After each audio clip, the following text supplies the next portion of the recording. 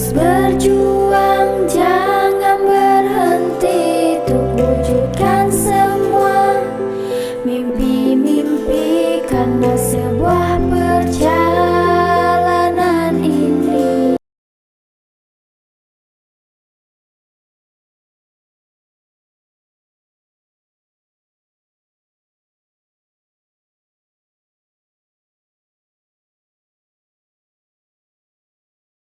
Kita semua, terima kasih saya ucapkan kepada Bapak Ibu yang telah meluangkan waktunya untuk menghadiri diseminasi budaya positif terkait dengan program pendidikan guru penggerak pada hari ini.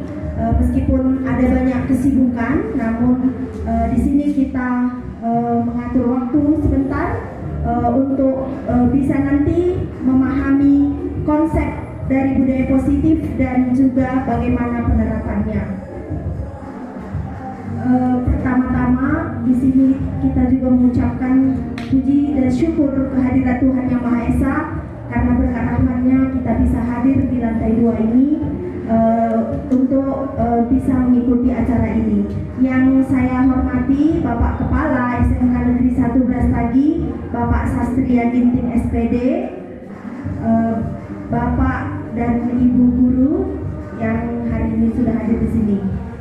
Adapun acara kita pada hari ini, Bapak Ibu, yang pertama nanti doa yang akan dibawakan oleh Pak Azri, kemudian yang kedua kata pembukaan dari Bapak Kepala Sekolah, kemudian yang ketiga penyampaian materi budaya positif, dan kita akan ada perekaman selama 60 menit. Setelah itu ada sesi tanya jawab dan penutup. Baik Bapak Ibu, untuk mempersingkat waktu, kita langsung saja masuk ke acara yang pertama, yaitu doa. Kepada Bapak Azri dipersilakan.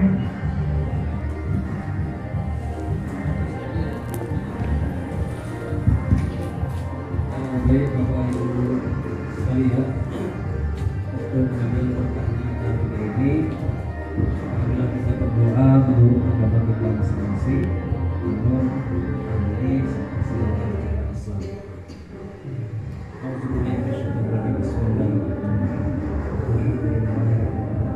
Assalatu wassalamu ala asyrofil anbiya'i wal mursalin wa ala alihi wa sahbihi ajma'in.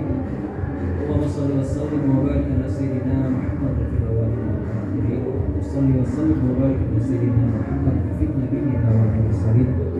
Shalli wa sallim wa barik ala sayyidina Muhammad fil malaikati ila yaumiddin. Ya Allah ya Rabbi, hari ini kami di sini melakukan suatu kegiatan, yaitu acara diseminasi budaya positif. Kiranya pada hari ini apa yang kami laksanakan, apa yang kami rencanakan, kiranya telah Engkau ridhoi. Semoga kiranya hasilnya menjadi baik pada kami semua. Allah ya Rabbi, lindungilah kami, ya Allah ya, dan berilah apa yang segala sesuatu yang kami ajarkan kepada. Semoga kiranya semua dapat berjalan dengan lancar. Amin ya amin.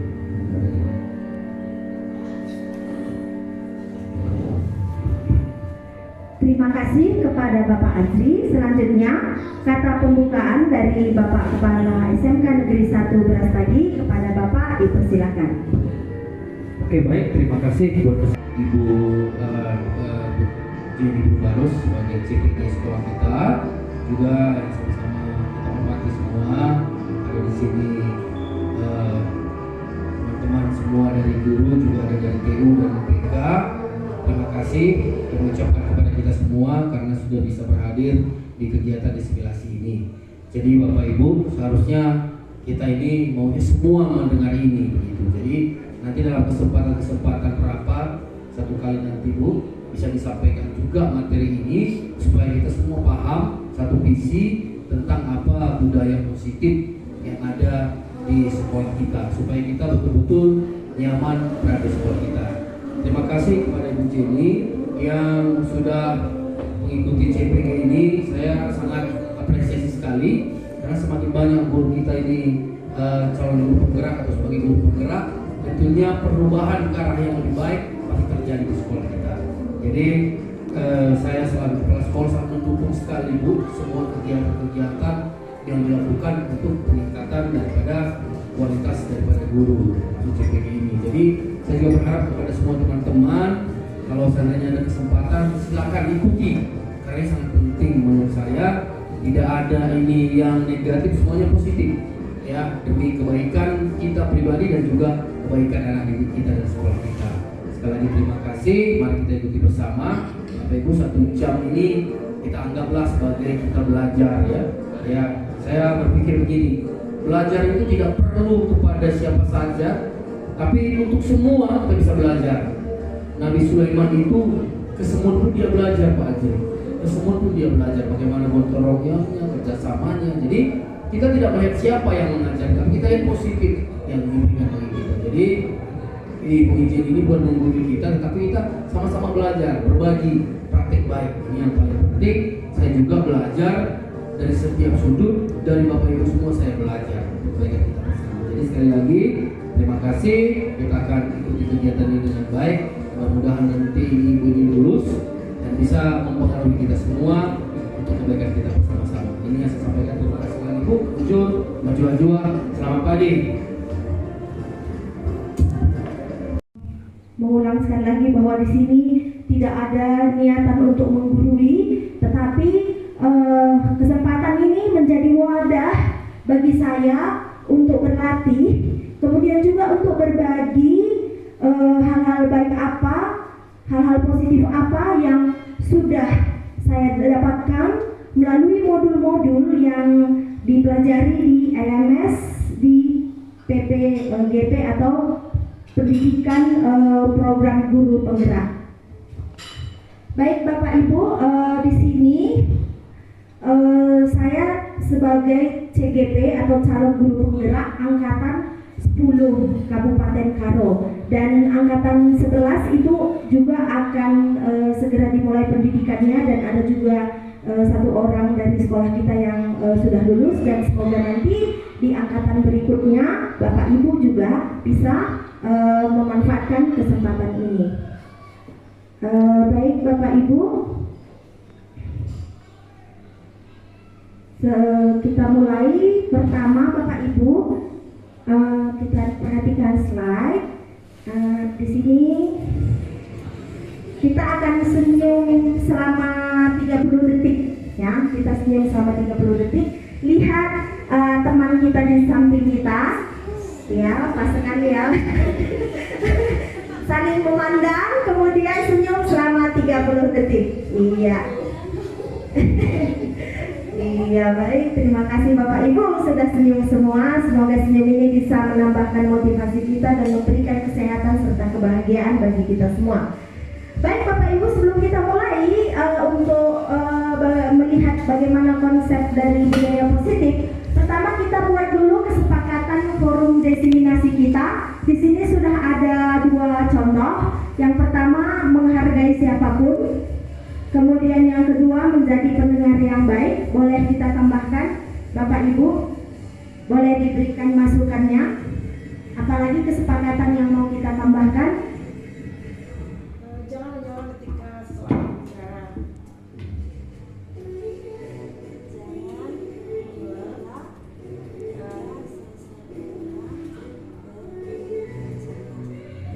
Terima kasih Bu Widi. Ada lagi Bapak Ibu?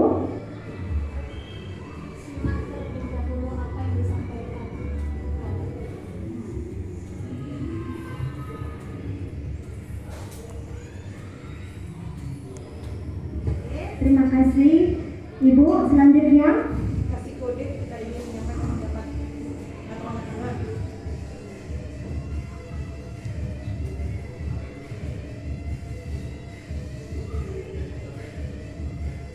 Pendapat atau tanya ya. luar biasa ya, sudah ada 5. Ada lagi yang mau kita tambahkan? Atau sudah cukup? Cukup, baik. Terima kasih. Kita Saya bacakan sekali lagi kesepakatan forum desiminasi kita di pagi hari ini. Yang pertama, menghargai siapapun. Yang kedua, menjadi pendengar yang baik. Yang ketiga, jangan menyela ketika seseorang berbicara. Yang keempat, simak terlebih dahulu apa yang disampaikan rekan. Yang kelima, angkat tangan jika memberikan pendapat atau bertanya. Tepuk tangan dulu Bapak Ibu untuk kesepakatan kita yang sangat luar biasa ini. Baik Bapak Ibu, pertama di sini kita review dulu apa itu visi sekolah kita ya Bapak Ibu. Saya bacakan, yaitu menghasilkan lulusan yang beriman dan bertakwa kepada Tuhan Yang Maha Esa, berakhlak mulia, unggul, berkarakter, berwawasan global, dan berjiwa entrepreneur. Ini adalah visi SMK Negeri 1 Brastagi. Jadi ini ditampilkan Bapak Ibu supaya kita kenal, supaya kita paham apa visi dari sekolah kita. Tentunya Bapak Ibu, visi inilah menjadi tujuan kita. Bagaimana kita bisa nanti mewujudkan visi dari sekolah ini. Tentu Bapak Ibu, ini bukan hal yang mudah ya, ini butuh proses, dan dalam prosesnya nanti itu banyak sekali tantangan, masalah yang kita hadapi. Wajar saja Bapak Ibu, kenapa? Karena di kurikulum Merdeka ini ada banyak sekali paradigma baru yang sebelumnya tidak ada, dan di sini Bapak Ibu, kita sebagai guru itu dituntut ya untuk bisa nanti kita berproses di dalam pekerjaan kita untuk bisa mewujudkan visi sekolah ini. Luar biasa untuk visi sekolah SMK Negeri 1 Brastagi, yang mana visi ini kalau kita baca kembali sudah mengarah ke profil pelajar Pancasila. Oke, selanjutnya Bapak Ibu, seorang guru yang baik harus memiliki kemampuan dalam mewujudkan budaya positif di sekolah. Budaya positif tersebut dapat dijalankan dengan menerapkan konsep-konsep inti. Ada 6 konsep intinya. Yang pertama, disiplin positif. Yang kedua, motivasi perilaku manusia. Yang ketiga, keyakinan sekolah atau kelas. Yang keempat, kebutuhan dasar manusia. Yang kelima, posisi kontrol restitusi. Dan yang keenam adalah segitiga restitusi. Jadi Bapak Ibu, untuk memahami dan menerapkan budaya positif ini tidaklah semudah membalikkan telapak tangan. Haruslah ada tahapan-tahapan yang harus kita ketahui apa yang menjadi konsep kita dalam disiplin positif ini. Apa saja yang sudah kita ketahui, atau menurut kita disiplin positif itu apa? Silakan Bapak Ibu.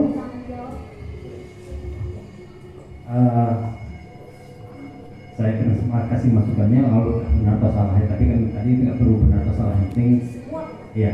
Jadi menurut saya disiplin positif itu adalah apabila mungkin terjadi sesuatu kesalahan terhadap siswa kita, kita nggak mesti harus menghukum dengan hukuman, tetapi dan memberikan arahan bagaimana kira-kiranya dia bisa merubah kesalahan-kesalahannya itu lebih seperti bukan hanya menghukum, misalnya suruh lari-lari, suruh ngutip sampah seperti itu. Jadi kita bagaimana membuat supaya disiplin itu bisa berubah dengan memberikan pemahaman kepada siswa. Itu mungkin menurut saya.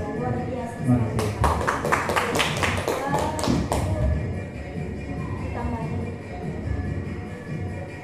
Yang saya ketahui, disiplin yang positif ini melaksanakan tugas dan menjalankan kewajiban kita sebagai seorang sendiri.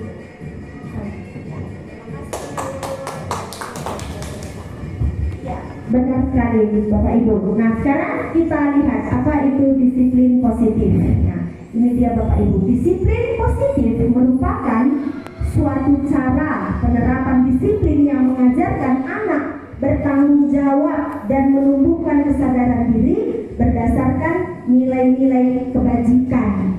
Ya, tadi Bapak Ibu sudah menjelaskan apa itu disiplin positif dan jawabannya benar. Dan di sini kita akan membahas apa saja sih nilai-nilai kebajikan yang sudah kita terapkan mungkin dalam kehidupan kita selama ini. Boleh disebutkan?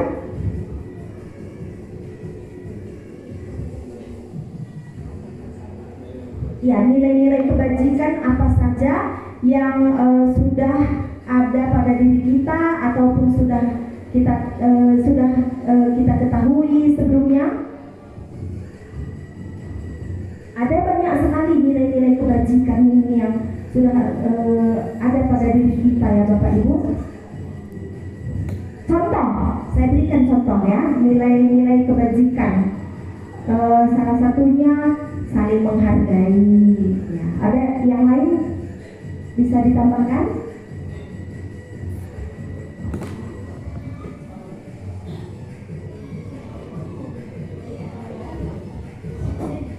Jadi memberikan contoh yang baik juga mungkin kepada diri kita, kepada siswa. Jadi memberikan contoh apa? Misalnya kita melarang dia, kita juga jangan melaksanakan itu. Kita melarang mereka jangan terlambat, karena kita juga terlambat itu salah. Nilai paling kita itu memberikan contoh tentang pelaksanaan contohnya disiplin. Kita juga disiplin. Itu mungkin yang lain. Ya, tambahin Ibu. Bertanggung jawab, apalagi rajin. Ya, pada Mungkin satu ya, tidak menghakimi, karena dengan tidak menghakimi dalam diri sendiri, berarti kita juga tidak akan berani menghakimi siswa juga. Karena ketika kita menghakimi siswa, itu juga pasti hatinya kecil gitu. Jadi kayak ketika kita mensupport mereka juga pasti semangat dalam belajar. Jadi nilai-nilai kebajikan ini kalau di bidang Ibu Cindy kira-kira apa saja nilai kebajikan yang ada? Kalau di bidang BK itu nilai-nilai kebajikan yang bisa diberikan ke siswa itu misalnya bersikap terbuka dan menjadi teman bagi siswa. Dalam artian mereka membutuhkan kita itu kita selalu siap dan menerima apapun cerita atau permasalahan mereka.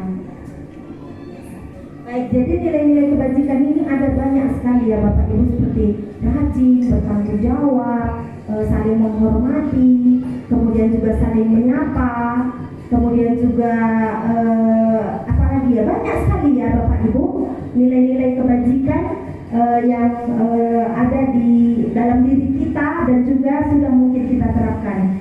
Kemudian Bapak Ibu selanjutnya, disiplin positif lebih ke arah disiplin diri yang dapat mengontrol diri dalam melakukan segala tindakan. Jadi di sini tanpa ada paksaan, ya anak-anak kita di sini murid-murid itu diharapkan bisa mengontrol diri dalam melakukan segala tindakannya.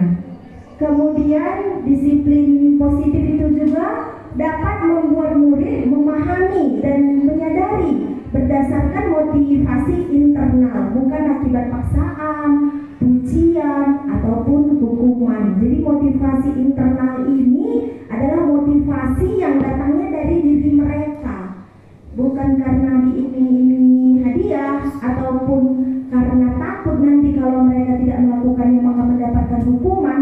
Nah, bukan seperti itu. Jadi inilah disiplin positif ya, dia lebih kepada motivasi internal atau intrinsik. Nah, Bapak Ibu, dari semua tadi nilai-nilai kebajikan yang sudah kita sebutkan dan ada banyak sekali nilai-nilai kebajikan itu ya Bapak Ibu. Nah, di kurikulum Merdeka ya, ini ada 6 karakter ataupun ada 6 dimensi yang difokuskan. Jadi kita memberikan pendidikan kepada anak kita itu untuk mewujudkan karakter profil pelajar Pancasila. Jadi ini tidak seperti di sebelum-sebelumnya begitu banyak nilai-nilai kebajikan yang bisa kita tuliskan mungkin di strategi pembelajaran kita, tetapi ini sudah ditetapkan ada 6 dimensi. Beriman, bertakwa kepada Tuhan Yang Maha Esa, berakhlak mulia, kemudian ada mandiri, berkebinekaan global, bergotong royong, kreatif, bernalar kritis. Dan saya merasa bahwa semua nilai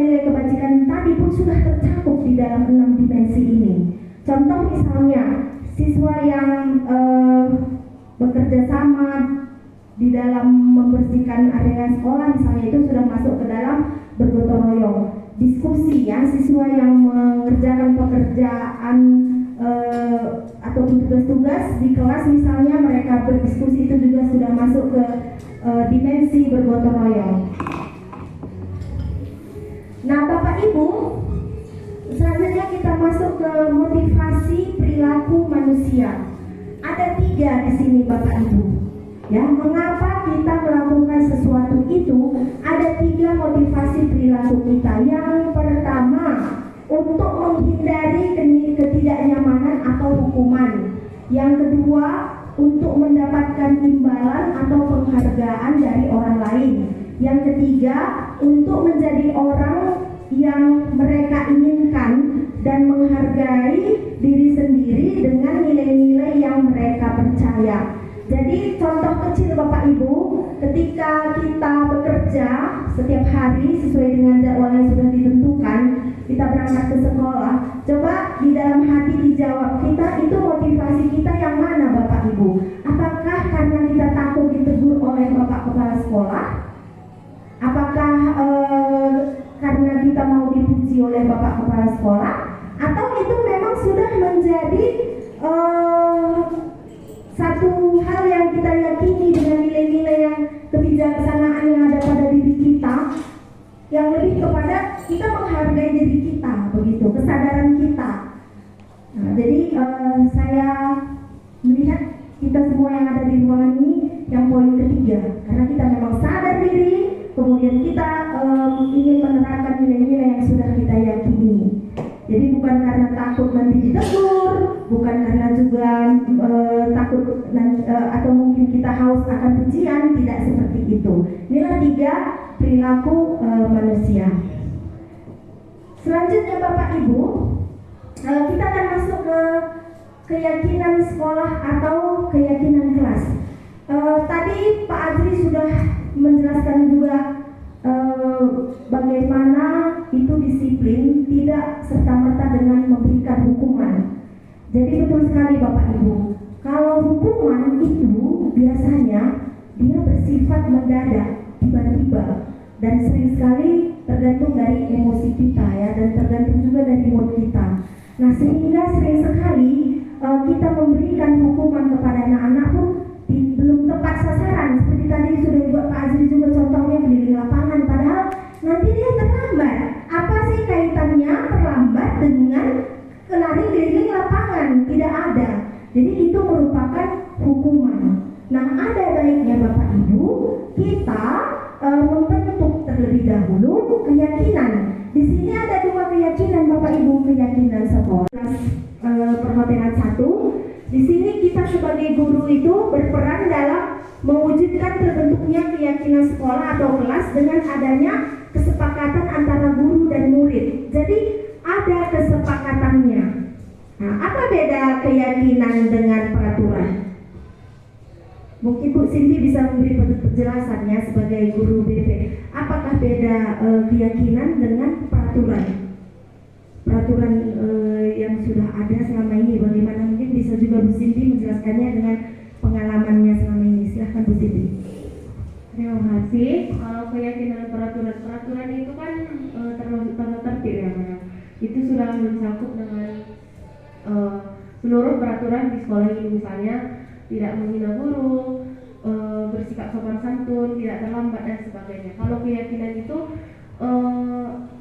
kita kasih keyakinan kepada siswa, bagaimana caranya supaya mereka bisa mengikuti peraturan itu dengan cara peraturan itu diterapkan di sekolah, dijalankan dengan kerjasama kita semua. Jadi bukan hanya guru BK yang berperan di situ, tapi seluruh pendidik dan seluruh masyarakat di sekolah untuk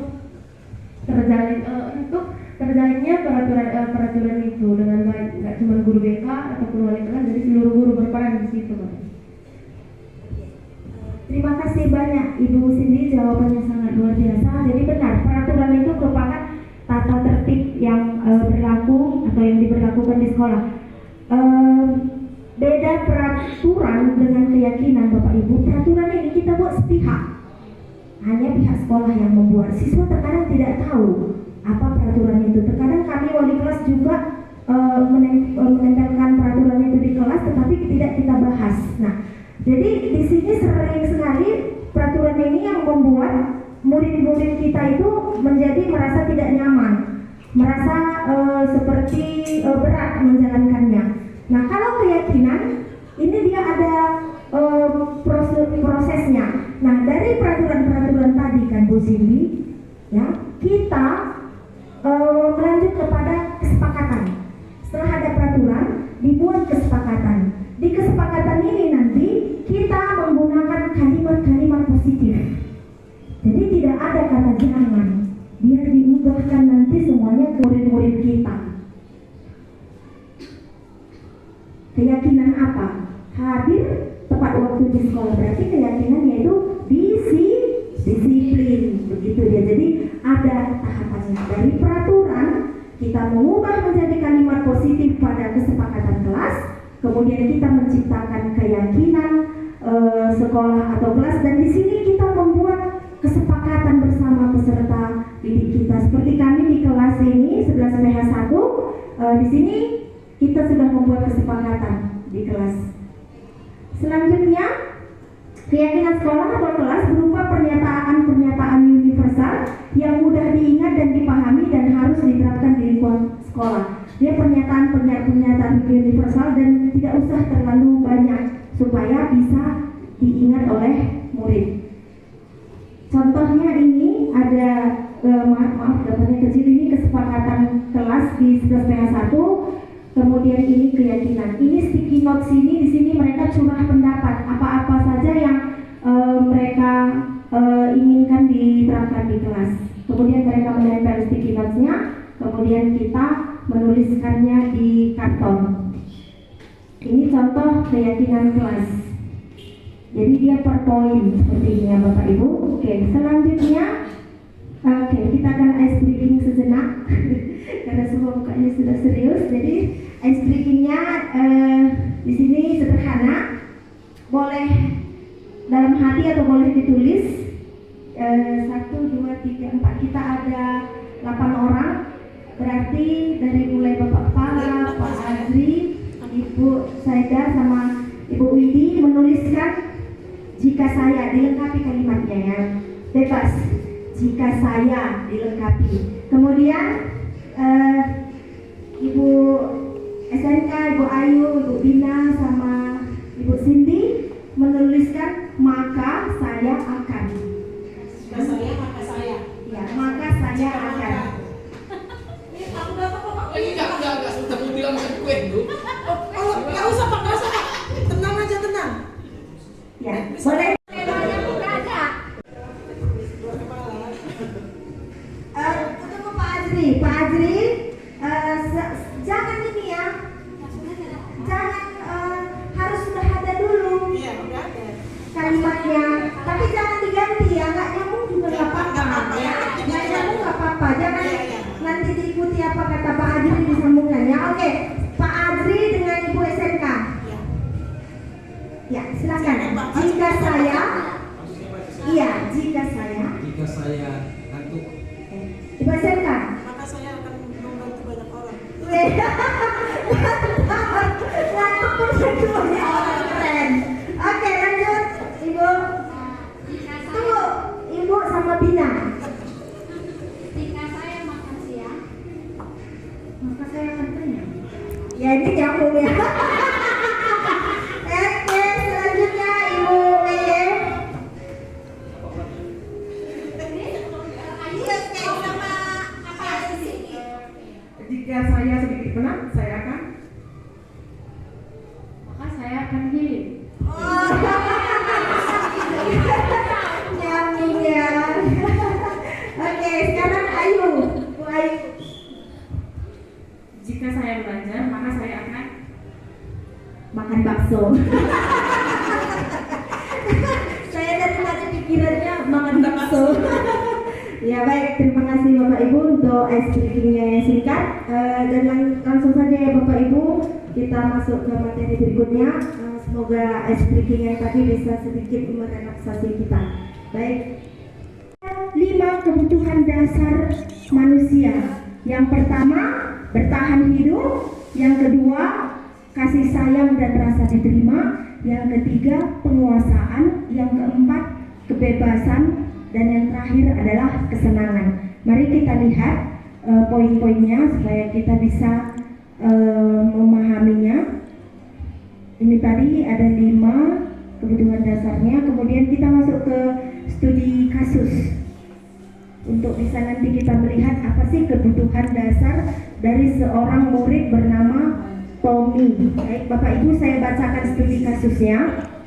Ibu Zulaika, guru wali kelas 10, sedang bingung menghadapi ulah salah satu murid di kelasnya bernama Tommy. Beberapa anak telah mengeluhkan Tommy yang seringkali meminta bekal makan siang mereka dengan paksa. Jika Anda menghadapi situasi seperti Ibu Zulaika, apa yang akan Anda lakukan? Menurut Anda, kira-kira apa alasan Tommy melakukan hal itu? Ya, silahkan Ibu SMK. Kemungkinan Tommy-nya nggak mau ngontrol, bisa juga karena faktor ekonomi, bisa juga karena mamanya sibuk, bisa juga karena dia memang orang yang sepele. Kalau saya menghadapi seperti itu, dia yang pertama, biasanya kalau di kelas anak PAUD TK itu ada namanya sesi berbagi. Siapa yang kalau bekal lebih, mari kita kasih. Tapi kalau saya pribadi, kalau saya bawa, saya juga saya kasih sama dia. Terus diingatkan, besok mau enak. Luar biasa, terus. Terima kasih Bu SMK. Ada lagi yang mau menambahkan? Ya. Silakan. Baik, terima kasih.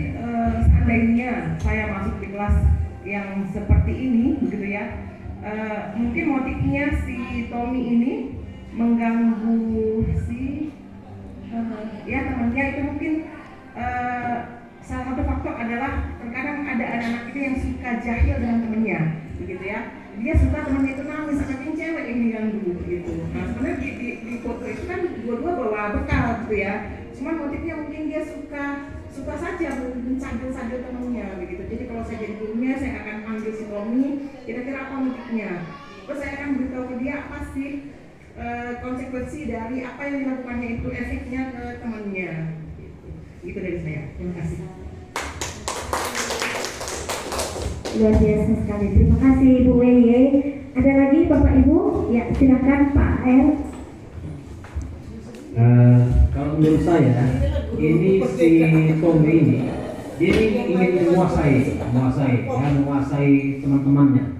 Jadi ada sifat untuk menguasai, mau jadi bos. Jadi kalau saya sebagai Ibu Zulaika, diangkat aja menjadi ketua kelas supaya jadi bos.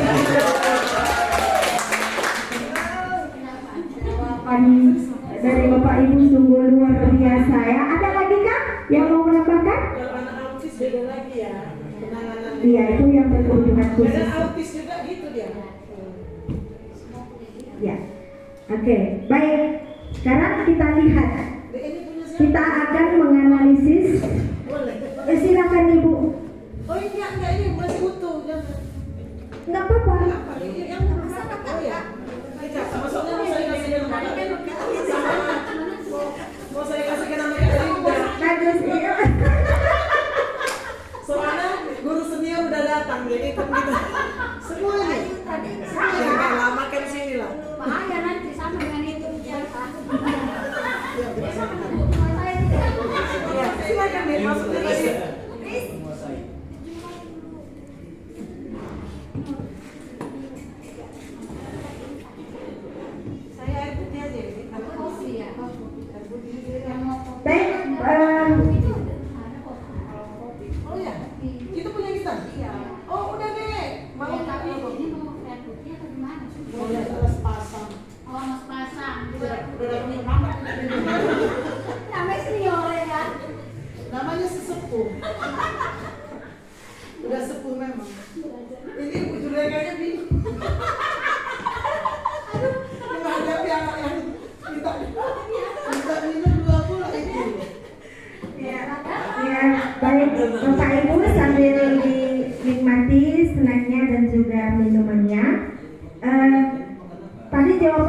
Ibu sudah luar biasa. Sekarang kita lihat analisisnya.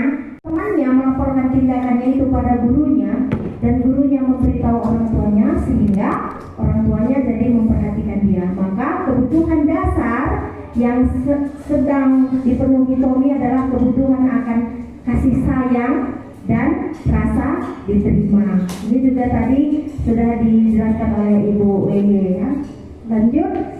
Alasan ketiga, karena temannya jadi takut dengan dia dan menuruti keinginannya, maka sebetulnya Tommy sedang berusaha memenuhi kebutuhan dasarnya akan kekuasaan. Ini tadi yang disampaikan Pak Azri supaya diberikan tugas kepada Tommy ya sebagai ketua kelas supaya dia bisa memiliki kekuasaan dan pasti akan menjalankan tugasnya.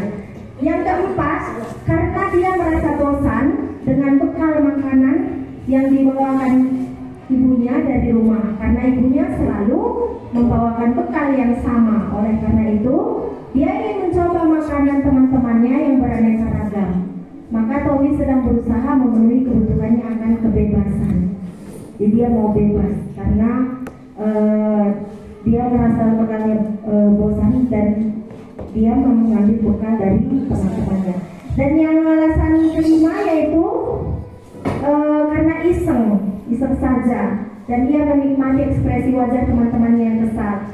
Ini tadi juga dijelaskan Ibu WY tadi ya, karena diambil makanannya dan menurut dia ekspresi teman-temannya itu lucu, maka berarti Tommy sedang berusaha memenuhi kebutuhannya akan kesenangan.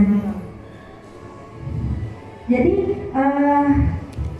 tadi apa yang sudah disampaikan oleh Bapak Ibu sudah terkoneksi dengan analisis pada alasan Tommy. Ada 5 alasan ya Bapak Ibu. Jadi kenapa murid kita itu melakukan satu pelanggaran itu dikarenakan mereka ingin memenuhi kebutuhan dasar. Ya, kebutuhan dasarnya apakah itu untuk mewujudkan kesenangan, kebebasan, kekuasaan atau bertahan hidup atau kebebasan. Nah, jadi sampai di sini apakah ada pertanyaan Bapak Ibu? Atau kita lanjut? Kita lanjut. Sebelum kita lanjut, kita applause dulu untuk analisis tadi yang sangat. Nah, ini selanjutnya posisi kontrol restitusi. Jadi untuk kita bisa juga memahami apa kebutuhan dasar dari seseorang itu enggak segampang itu, tidak segampang itu. Jadi kita harus juga membekali diri kita dengan konsep posisi kontrol restitusi. Kita mau nanti bebas memilih ya di posisi kontrol yang mana. Kita bisa melihat posisi kontrol yang ini ada 5 ya Bapak Ibu. Yang pertama, guru sebagai penghukum. Yang kedua, guru sebagai pembuat merasa bersalah. Yang ketiga, teman. Guru sebagai pemantau. Dan yang kelima yaitu guru sebagai manajer.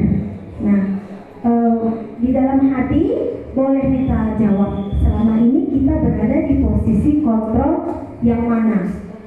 Nah, yang mana ya? Nggak apa-apa Bapak Ibu ya, karena kan kita memang masing-masing punya nilai-nilai kebajikan dalam menjalankan pekerjaan kita. Nah, jadi ini dia 5 posisi kontrol restitusi.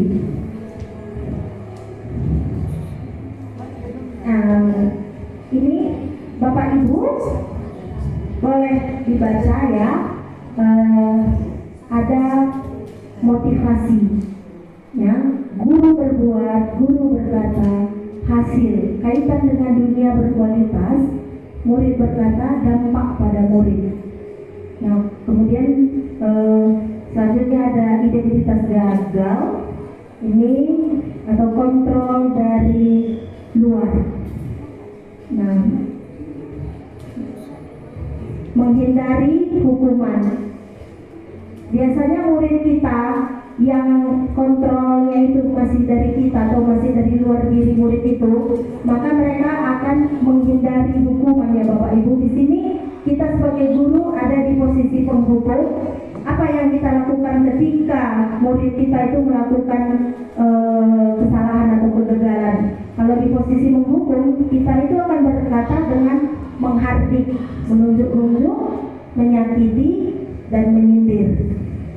Dan contoh dari kalimat yang kita ucapkan itu, kalau kamu tidak melakukannya, awas ya, rasakan.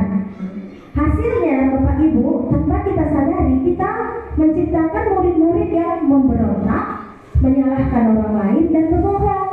Dia akan memberontak terhadap apa yang kita sampaikan, karena sering sekali ya apa yang kita tuduh kepada mereka itu tidak sepenuhnya juga benar. Mereka punya alasan sendiri. Nah, dan membuat mereka menjadi berbohong gitu, supaya terhindar dari hukuman, mereka melakukan kebohongan-kebohongan. Nah, jadi di sini murid itu meletakkan guru di luar dunia berkualitas. Maksudnya di luar dunia berkualitas, maka murid itu tidak akan menyukai kita, tidak akan mereka menjadi tidak nyaman dengan kita dan akan menghindari kita. Kemudian biasanya mereka mengatakan seperti ini, biarkan saja, nanti juga marah-marah lagi. Nah, itu biasa yang mereka lakukannya. Dan apa dampak bagi murid? Kesalahan tersebut akan terulang kembali.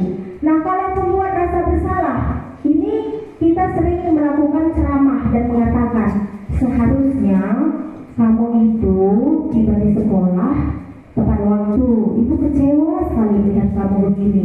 Nanti apa kata bapak kepala sekolah sama saya kalau anak didik murid yang dipercayakan kepada saya datang selalu terlambat? Itu biasanya mungkin dari wali kelas ya, sering. Jadi kita membuat anak itu menjadi merasa bersalah ya. Contoh ini yang dibuat di sini, guru berkata, kamu seharusnya sudah tahu, ibu telah mengatakannya. Ibu stres loh melihat kamu seperti ini. Nah, seperti itu kira-kira kalimatnya. Nah, hasil nanti murid itu apa? Mereka akan menyembunyikan alasan kenapa mereka itu terlambat, menyangkal, juga berbohong. Dan di sini pun murid meletakkan guru itu kalau tadi di luar dunia berkualitas, ini di dalam dunia berkualitas masih lebih penting ya, karena tadi kita membuat mereka merasa bersalah. Jadi mereka itu seperti satu tingkat di atas penghukum tadi ya. Jadi merasa, oh ibu ini peduli ya sama saya gitu. Terus nanti murid akan mengatakan, Bu, maafkan saya. Terus nanti dampak pada murid, mereka akan merasa rendah diri. Yang berikutnya, identitas berhasil atau sukses, tapi di sini kontrolnya masih dari luar. Motivasi siswa itu masih eksternal, belum internal. Jadi di sini ada harapan siswa itu nanti akan mendapatkan imbalan dan menjadikan mereka ketergantungan pada orang lain. Dan di sini posisi kita sebagai guru itu sebagai teman. Ya, jadi kita akan berkata membuatkan alasan-alasan untuk murid. Ini biasanya yang kompak dengan muridnya, kompak sekali. Ini murid akan menempatkan kita di dunia berkualitas mereka. Nah, contohnya guru berkata, ayolah lakukan demi ibu. Masa kamu tidak mau? Ingat tidak, ibu pernah bantu kamu loh. Nah, seperti itu ya. Nanti ini membuat siswa itu hasilnya menjadi ketergantungan. Dan murid biasanya seperti ini senang akan guru yang seperti ini, dan akan menganggap guru itu sangat penting untuk kehidupannya. Dan murid akan bertanya ketika dia melakukan kesalahan, maka dia akan mengatakan, saya pikir bapak atau ibu teman saya, ternyata begitu ya, kayak besti gitu ya, udah kayak teman. Nah, jadi ini nanti hasilnya membuat siswa menjadi lemah, tidak mandiri dan tergantung. Demikian juga pemantau. Nah, ini dua levelnya lebih naik lagi ya. Kalau pemantau ini guru selalu menghitung dan mengukur apa tindakan siswa, dan guru selalu berkata apa peraturannya. Kamu sudah melanggar peraturan yang mana, seperti itu ya. Kemudian hasilnya nanti siswanya menyesuaikan diri jika diawasi. Kalau kita tidak ada, dia tidak akan mengerjakan pekerjaan itu. Ya, jadi harus ada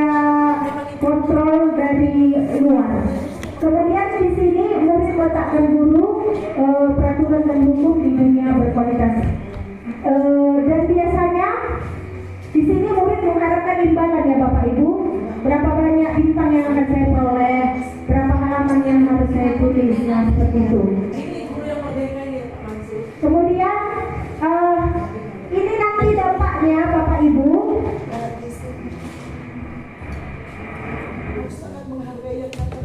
Ini nanti dampaknya Bapak Ibu, murid akan menitik beratkan pada sanksi atau hadiah untuk dirinya.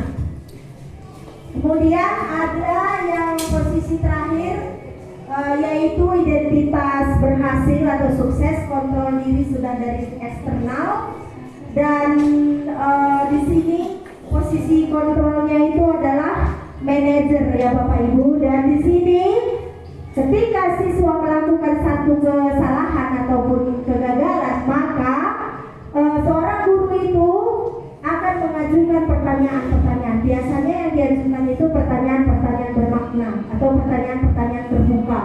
Kemudian setelah itu guru akan menanyakan apa yang kita yakini, apa yang bisa kamu kerjakan untuk memperbaiki masalah ini. Jadi itu tadi sudah kita bicarakan di depan, pentingnya sudah tercipta keyakinan kelas atau sekolah. Jadi pedoman kita adalah keyakinan kelas dan juga keyakinan sekolah.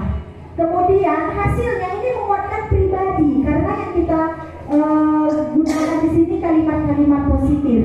Nah, kemudian di sini nanti kaitannya dengan dunia berkualitas murid kita, mereka akan meletakkan kita sebagai individu yang positif dalam dunia berkualitas. Nah, murid akan bertanya, bagaimana caranya saya bisa memperbaiki keadaan? Bahkan Bapak Ibu ada beberapa murid nanti yang tanpa dituntut pun mereka itu nantinya sudah akan bisa menemukan solusi mereka untuk diri sendiri ya. Kemudian dampak yang ada pada murid nanti Ibu, Bapak di sini yaitu murid akan mampu mengevaluasi diri, bagaimana cara memperbaiki diri. Nah, jadi dari kelima posisi ini Bapak Ibu, kira-kira posisi mana yang diharapkan di kurikulum Merdeka ini yang bisa dimiliki? Iya, posisi.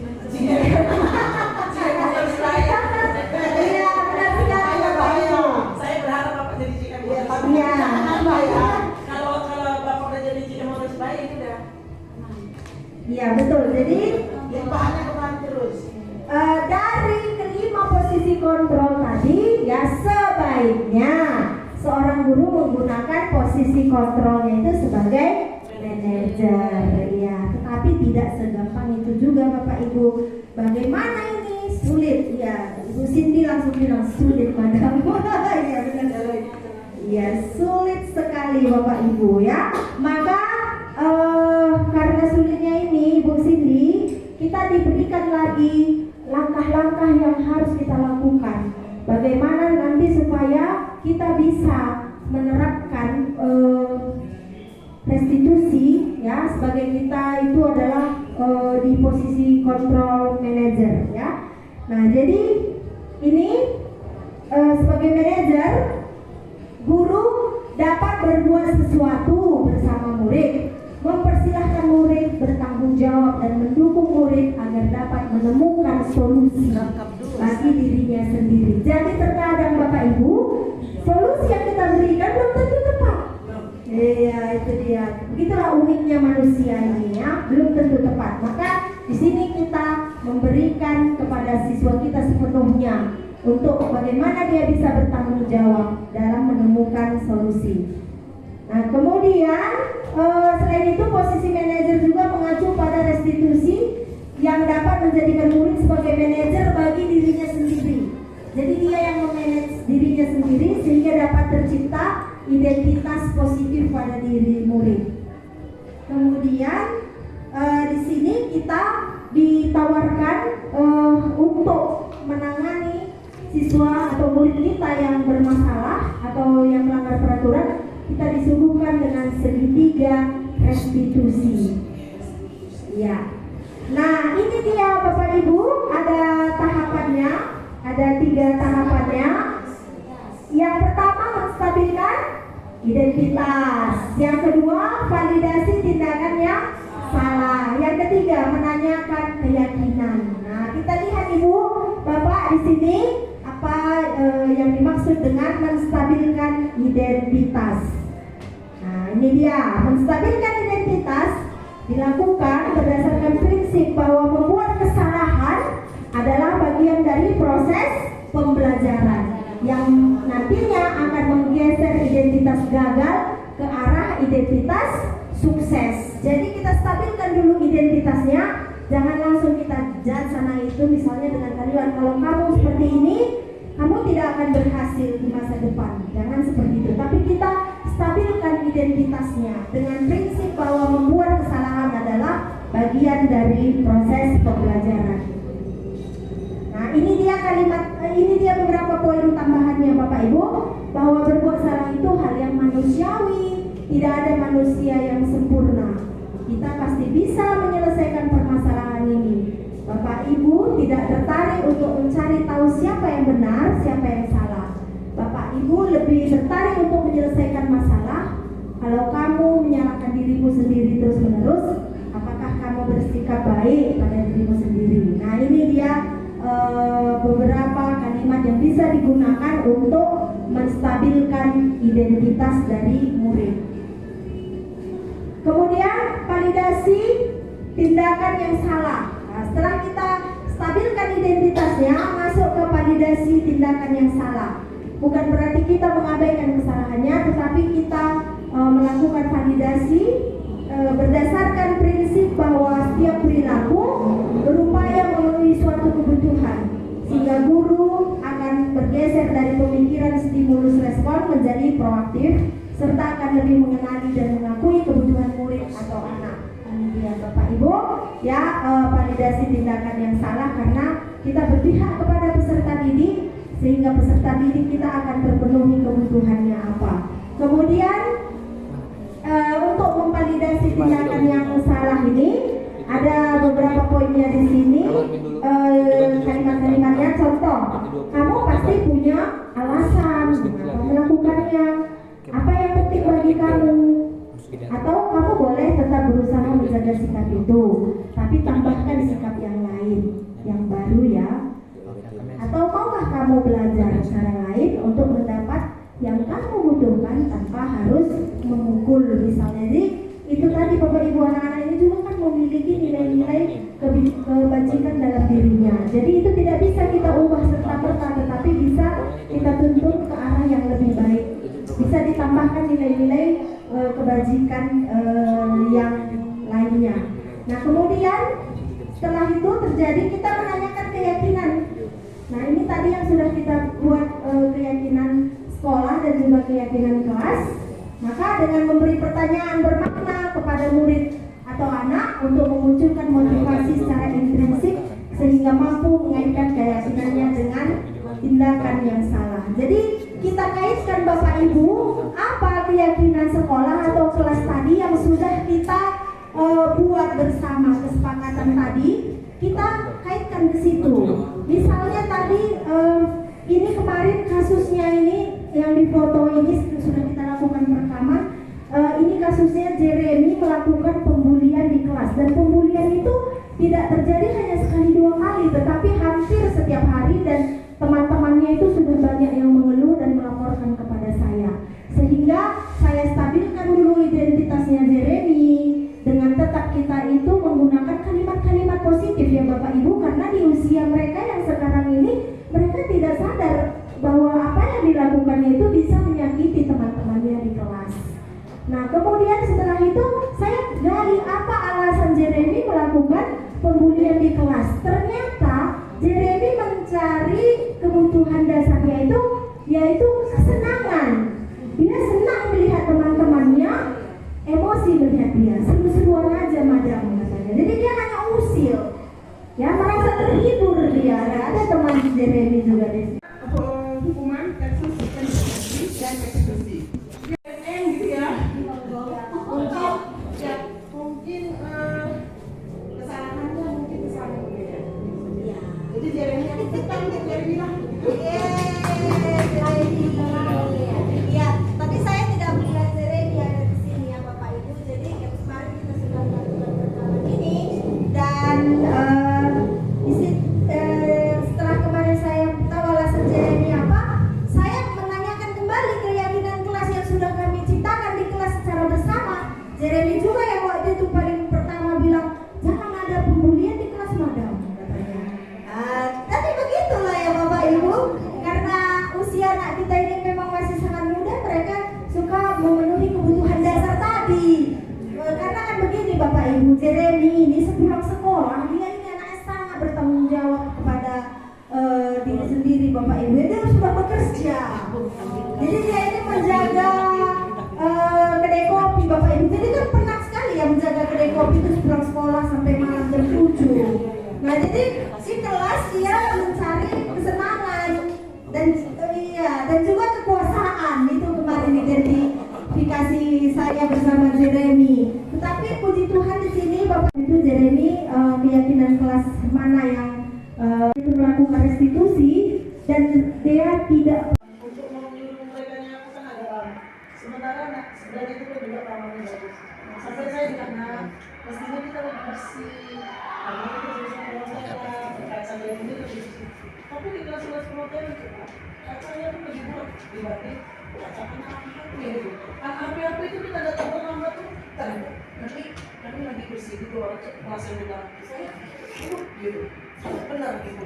Jadi mungkin ini ya tugas bersama ya, bersama apa permasalahannya coba kita cari bersama-sama. Ya bisa aja ya yang angkatan ini dulu baik-baiknya orang itu gitu. Ini kok agak masalah gitu. Terus ya begini ya. Apa masalahnya? Iya, maksudnya tindakan yang kita lihat susah diatur, coba kan? di kelas per Nah, iya cuma kan. Jadi tugas kita lagi.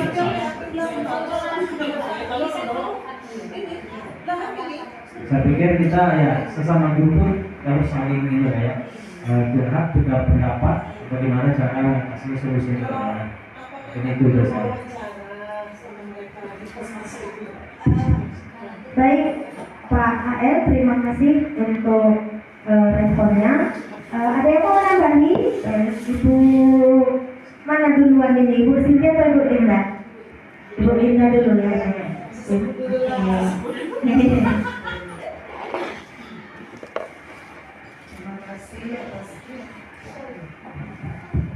Terima kasih atas kesempatan yang diberikan kepada saya. Terima kasih. Yang istimewa dulu kemudian sebagai informasi kita hari ini ya tentang sekolah kita ibunya.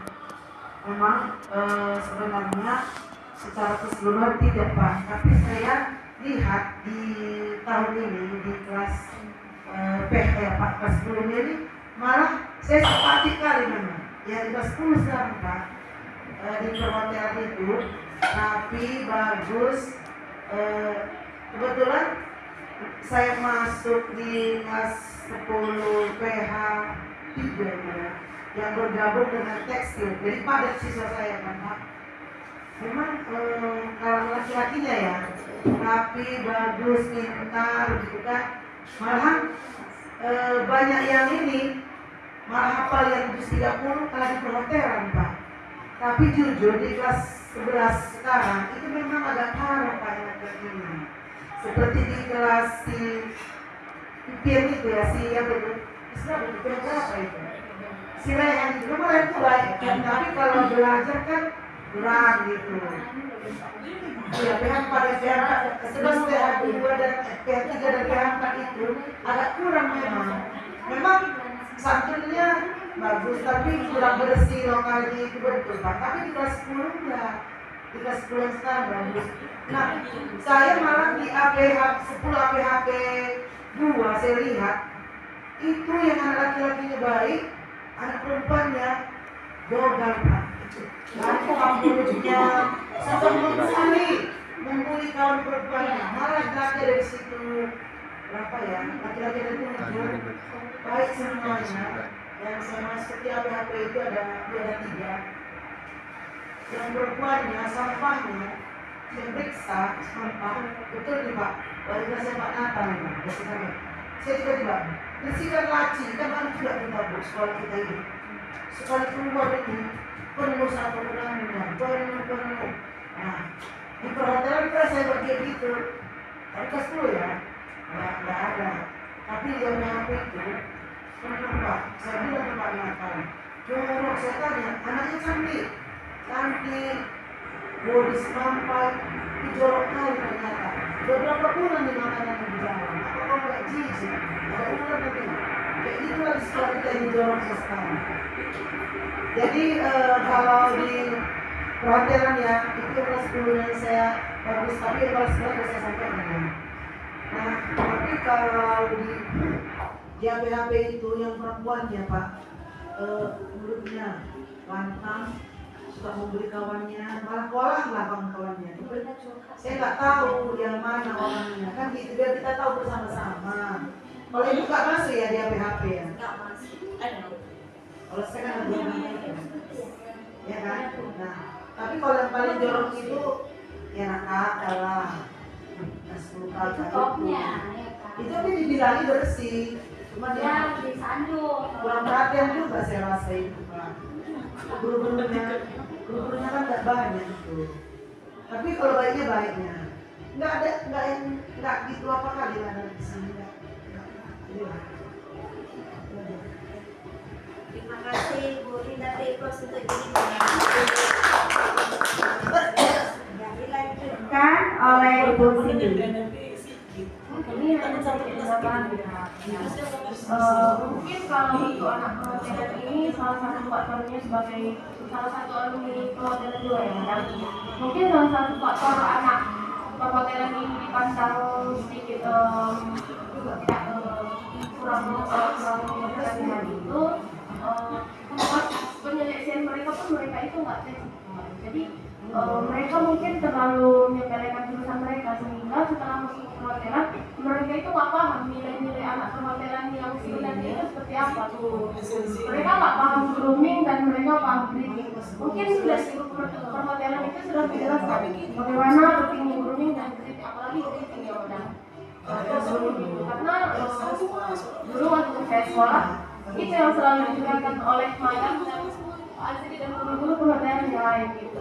Mungkin itu yang mereka tidak paham gitu madam. Mereka nggak paham nilai-nilai anak perhotelan itu seharusnya seperti apa. Jadi mungkin banyak dari mereka yang berucap pun rasanya adalah kurang etika gitu. Karena menurut pengalaman pribadi saya madam, saya bukan nggak pernah jadi guru BK anak perhotelan, tetapi ketika ada anak perhotelan yang terlambat begitu, kadang memang mulut mereka yang lantang gitu. Dan mereka nggak paham gitu. Anak perhotelan itu seharusnya berbicara seperti apa. Nah, mungkin nilai-nilai anak perhotelan itu mereka nggak paham. Terima kasih Bu Siti. Baik ya, Bapak Ibu. Pertama di sini saya akan mengucapkan terima kasih kepada Bapak dan Ibu yang sudah memberikan tanggapan terhadap curahan hati dan juga sekalian pertanyaan dari Bu SMK tadi ya. Jadi ya curhat dan juga bertanya tadi mengapa hal itu terjadi ya. Jadi kalau saya mengidentifikasi Bapak Ibu, pertama dari 4 jurusan yang ada di sini, kita harus melihat karakteristik murid kita. Nah memang berbeda ya Bapak Ibu. Kenapa? Karena jurusan tekstil, kayu, dan APHP ini dari sebelum pun mereka masuk ke sekolah kita ini, mereka sudah sadar akan apa yang akan mereka lakukan di sekolah, yaitu create the product, menciptakan produk. Jadi nilai-nilai kebajikan yang mereka bawa ke sekolah itu sudah ada. Nah, seseorang yang sudah mampu menciptakan sebuah produk dengan kesadaran penuh, jangan dulu kita lihat apakah produk itu akan berhasil dijual atau tidak. Itu rata-rata anaknya itu sudah memiliki karakter-karakter seperti bertanggung jawab, kreatif, mandiri, kemudian juga mereka biasanya itu kritis. Nah, Bapak Ibu, nilai-nilai apa yang telah kita sepakati di dalam kelas. Dan Jeremy waktu itu menjelaskan saling menghargai, saling menghormati, dan saling menyayangi. Itu ya Bapak Ibu. Dan yang satu lagi ada ini dia juga begitu Bapak Ibu ya. Jadi dia ini saya shock melihat dia. Kenapa? Karena setiap kali dia berdebat dengan mamanya, dia pergi meninggalkan rumah. Itulah dia. Begitu saya tahu, jujur Bapak Ibu ya, kadang meskipun sudah ada ilmu-ilmu restitusi sama kita, tapi karena memang kebiasaan kita ini sulit diubah. Saya awal-awal takut sendiri gitu, kamu kemana pergi dari rumah seperti itu. Tapi ternyata Bapak Ibu, dia ini memang anaknya tidak boleh dikerasi. Justru mamanya yang saya marahi. Karena mamanya bilang sama saya, pukul aja anak saya Bu. Saya marahi balik mamanya, loh Bu, nggak boleh seperti itu Bu. Dan ternyata saya yang pertama membuat kesepakatan dengan orang tua dia. Dan setelah itu dia juga melakukan kesepakatan bersama dengan orang tua di rumah. Jadi puji Tuhan Bapak Ibu, dengan adanya grup kita melalui grup orang tua yang saya buat di WhatsApp kita sebagai wali kelas ya, itu sangat-sangat terbantu. Jadi kita ini dalam menuntun anak mencari solusi tidak bisa kita sendiri, tapi harus terlibat guru-guru, ya kan, kepala sekolah, juga orang tua. Jadi dalam hal ini waktu itu saya berkoordinasi dengan Ibu Elsa sebagai BP di kelas ini, kemudian dengan orang tua.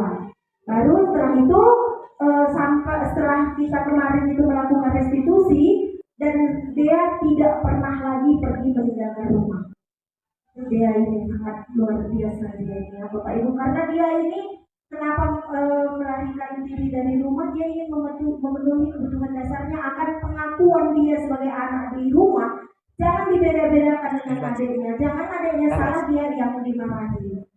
Kemudian dia juga mau mencari kebebasan, kesenangan. Itu kebutuhan dasar dia kenapa pergi meninggalkan rumah. Nah jadi itu sudah ya Bapak Ibu kesimpulan kita pada pagi hari ini menjelang siang ini, bahwa seorang guru yang baik harus memiliki kemampuan dalam mewujudkan budaya positif di sekolah. Budaya positif tersebut dapat dijalankan dengan menerapkan konsep-konsep inti ini tadi sudah kita lihat, sudah kita bahas satu persatu Bapak Ibu. Bagaimana penerapannya? Ini tentu membutuhkan proses. Tidak semudah yang kita ucapkan Bapak Ibu. Nah untuk itu saat ini dibuka sesi tanya jawab Bapak Ibu. Boleh juga nanti memberikan semacam pengalaman juga boleh. Mungkin kepada dua orang Bapak Ibu aja ya. Sangat luar biasa. Nah jadi itu yang pertama memang mindset, pola pikir kita Bapak Ibu, di mana memang sebelum kita mengubah seseorang, maka diri kita berubah. Satu. Yang kedua, ini ada kaitannya dengan Socrates. Pak Adri pernah lihat atau baca filsafat gitu ya, Socrates. Iya, ahli filsuf. Jadi kita harus juga tahu bahwa ada hal-hal yang bisa kita kendalikan dan ada hal-hal yang tidak bisa kita kendalikan. Siswa kita, murid kita itu bukanlah hak kita itu, atau bukan sebuah kewajiban untuk mengendalikan mereka, untuk mereka berbuat seperti apa yang kita mau. Itu tidak bisa, karena satu-satunya yang bisa kita kendalikan itu adalah diri kita. Sehingga kalau itu kita terapkan, maka nantinya ketika terjadi permasalahan, maka kita itu tidak membesarkan masalah, tetapi lebih berpikir kepada bagaimana, apa solusinya. Nah, sehingga nanti di sini tercipta pembelajaran yang efektif dan efisien, sehingga tujuan dari pembelajaran bisa tercapai optimal, bisa terwujud karakter peserta didik kita itu yang berlandaskan profil pelajar Pancasila. Tadi ada 6 dimensi. Nah, kalau ke-6 dimensi itu sudah mereka miliki, mau jadi apapun mereka itu tidak lagi hal yang mustahil ya Bapak Ibu. Bisa jadi entrepreneur sesuai dengan visi sekolah kita tadi, bisa unggul dalam dunia kerja, bisa unggul di universitas bagi yang mau melanjutkan studi. Itu dia Bapak Ibu. Saya lihat Pak Adri juga sudah sangat lelah ini. Iya, nggak lelah. Saya luar biasa kalau Ibu Linda ini, saya salut. Umur tidak membatasi ibu ini. Ibu ini punya niatan belajar itu sangat tinggi ya. Jadi belajar sepanjang hayat. Bu Linda selalu suka membahas topik-topik ini dan ini memang harusnya sering kita laksanakan supaya nanti semakin banyak kita yang sharing. Pasti ada dari guru-guru kita di sini, Bapak Ibu, yang juga punya banyak praktik baik. Jangan kita lupakan itu, ya kan? Hal kecil pun itu praktik baik. Jadi jangan juga kita fokus ke yang negatif-negatif. Apa yang sudah bagus, ya, yang selama ini sudah berjalan itu dipertahankan dan dilanjutkan serta dioptimalkan. Dan apa yang belum baik, itulah yang harus kita buat langkah-langkahnya, Bapak Ibu. Jadi nggak bisa kita siswa ini nggak bisa. Siswa ini kan mereka ini adalah manusia-manusia muda, calon-calon generasi muda yang membutuhkan tuntunan. Nah itu, jadi kita sebagai manusia dewasa menuntut mereka sesuai dengan potensi mereka dan kebutuhan mereka ya. Jangan nanti kita paksa mereka itu menjadi seorang pemimpin dalam pembelajaran padahal mereka nggak mampu. Jadi bisa kita buat kategorinya itu nanti bisa terjadi kalau di pembelajaran kita buat nanti ya, asesmen diagnostik dulu. Ya kan, asesmen diagnostik awal kita identifikasi dulu kemampuan mereka. Nah itu dia sih. Jadi memang ternyata tugas mendidik ini tadi kan Bu Linda berat, maka ini kita diberikan tadi mohon pedoman karena nggak akan mungkin kita terlepas dari problem-problem itu tadi. Jadi dikasih kita, ditawarkan kita ini pedoman Bapak Ibu untuk menerapkan pembelajaran di kelas, untuk menjalani proses belajar mengajar di sekolah, sehingga nanti Bapak Ibu terciptalah lingkungan belajar yang aman, positif, dan nyaman bagi peserta didik. Itu yang pertama. Kalau mereka sudah aman, nyaman, positif, itu nanti mereka akan berani memberikan pendapat, berani mereka menjadi diri sendiri, berani mereka mencoba hal-hal baru karena mereka akan tahu bahwa gagal itu bagian dari proses pembelajaran, begitu ya Bapak Ibu, sehingga terciptalah motivasi internal atau intrinsik dari peserta didik kita sehingga masalah-masalah yang sering terjadi di industri karena kita ini SMK pun bisa minimal ya diminimalisir karena di industri mereka sudah menjadi manusia yang berprofil pelajar Pancasila. Luar biasa Bapak Ibu. Jadi nanti tujuan akhirnya itu muridnya bahagia dan nanti mereka selamat di kehidupan berikutnya. Ketika nanti mereka itu berbaur dengan masyarakat, pola pikir yang kita terapkan di sini itu menjadi modal mereka. Di masyarakat mereka bisa memberikan kontribusi mereka selamat dan bahagia. Demikian kita juga guru-guru, kita juga bahagia menjadi guru yang banyak mengalami perubahan, ya banyak perubahan di kurikulum Merdeka ini ya Bapak Ibu. Ya, Bapak Ibu ya. Guru apa nih? Guru apa sekarang Penggerak. Iya, amin semoga. Dan juga Ujiannya sudah ini tinggal dikit lagi ya. ya, sudah tanpa terasa sudah 43%. Jadi tinggal sisanya. Jadi di sini pun ibu guru, bapak guru, yang masih muda, ayo sama-sama kita bisa menjadi calon guru. Baik Bapak Ibu, saya rasa kegiatan kita pada hari ini sudah selesai ya Bapak Ibu, dan kita tutup sesi tanya jawab ini. Saya mengucapkan terima kasih banyak untuk Bapak Ibu yang bisa mengikuti kegiatan ini sampai usai. Jangan bingung ya Bapak Ibu, ini kok berpergian satu-satu. Itu karena situasi kondisi sekolah kita yang memang sibuk. Bapak Ibu, sebetulnya ini kan diberi waktu cukup lama, tapi setiap hari ada kegiatan, ya baik di aula maupun di lantai 2. Jadi Bapak Ibu, begitu memang kita harus mengkondisikan segala sesuatu, ini tidak mengurangi makna. Jadi saya mengucapkan terima kasih banyak kepada Pak Azri, Ibu Linda, Bu Ayu, dan juga Ibu Rizka. Semoga apa yang disampaikan pada hari ini bisa bermanfaat dan tentunya bisa dimulai dari diri kita, diterapkan. Kalau ada kegagalan ataupun kesalahan, itu nanti membuat kita menjadi lebih paham lagi, lebih tangguh lagi, lebih dewasa lagi, dan nanti akhirnya apa yang kita impikan bisa tercapai. Terima kasih banyak. Matikan aku ini ya, biar gak susah nanti mengeditnya. Terus kita berfoto bersama ya. Oke. Ulang bang. Belum. Oke. Berapa? 1, 2, 3. Selamat siang, nama saya Heri Lubis. Saya guru di SMK Negeri 1 Purwostagi. Saya mengajar di sini mulai tahun 2005, jadi sekitar ada 19 tahun di sini, di mana saya mengajar itu adalah Ibu Pusat Perhotelan. Setelah mengikuti diseminasi budaya di sana sebagai IJB tadi, saya merasa senang sekali bahwa banyak hal-hal atau ilmu yang saya dapatkan yang baru, yang mana selama ini mungkin belum saya dapatkan dalam hal mengajar ya, kepada siswa. Jadi contohnya yang saya sampaikan adalah disiplin positif. Bagaimana cara kita memberikan disiplin positif pada siswa kita.